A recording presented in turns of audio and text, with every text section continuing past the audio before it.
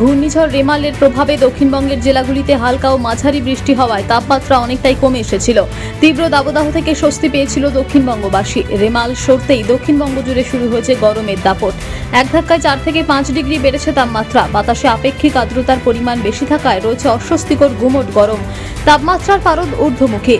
মঙ্গলবারের তুলনায় বুধবার আরও খানিকটা বেড়েছে তাপমাত্রা। সকাল থেকে আংশিক মেঘলা আকাশ, অস্বস্তিকর গরমে নাজেহাল শিল্পাঞ্চলবাসী। বুধবার সকালে আসানসোলের তাপমাত্রা 37 ডিগ্রি ছুঁয়েছে। বেলা বাড়ার সাথে সাথে বইছে গরম হাওয়া। বেলা গড়াতেই রাস্তাঘাটে জনসংখ্যা কমে আসছে। হাঁসফাঁস গরম থেকে স্বস্তি পেতে ঠান্ডা পানীয়ের দোকানে ভিড় জমাচ্ছেন মানুষজন।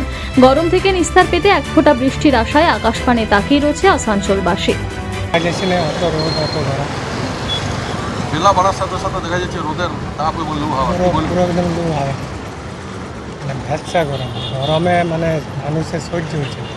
অনেক জায়গায় শুনেছি যে মারাও গেছে। এখন কী করে হচ্ছে না, কী করে প্রত্যেকে বলেছে আবহাওয়া হচ্ছে তোমার হবে, ঝড় বৃষ্টি হবে, তো সাইডে সাইডে বেরিয়ে গেল আর বৃষ্টির আবহাওয়া তো কোনো। এখন তো প্রচণ্ড গরম হয়। 38, 40 হয়ে গেছে। 38টা আমি পুরুলিয়ায় দিকে মোটামুটি 40 হবে। খুব তার বেশি গরম পড়েছে, ওদের রোদটা ज़्यादा বেশি, তার কারণে একটু মানুষ অসুবিধা পড়ছে। কি অসুবিধা হচ্ছে এই গরমে? এই গরমে মানুষ কোথাও বাইর হতে পারছে না, রোদে খেতে পারছে না, বাড়িতে রইতে পারছে না। এখনো পর্যন্ত মানে বৃষ্টির কোনো সম্ভাবনা নেই। তো আশা করছি যে বৃষ্টি হলে কিছু আরাম পাওয়া যায়। আসানসোল থেকে সৌম্য গাঙ্গুলির রিপোর্ট, টিভি নিউজ 10। সুলভ সঠিক চিকিৎসার একমাত্র প্রতিষ্ঠান বিবেকানন্দ হসপিটাল। 24 ঘন্টা emergency service, blood bank, trauma care. আপনাদের সেবায় আমরা তৎপর। গুণমান ও পরিষেবায় দুর্গাপুর বিধাননগরের ডক্টর জাকির হোসেন এভিনিউর বিবেকানন্দ হসপিটাল শিল্পাঞ্চলের মানুষের মন জয় করেছে।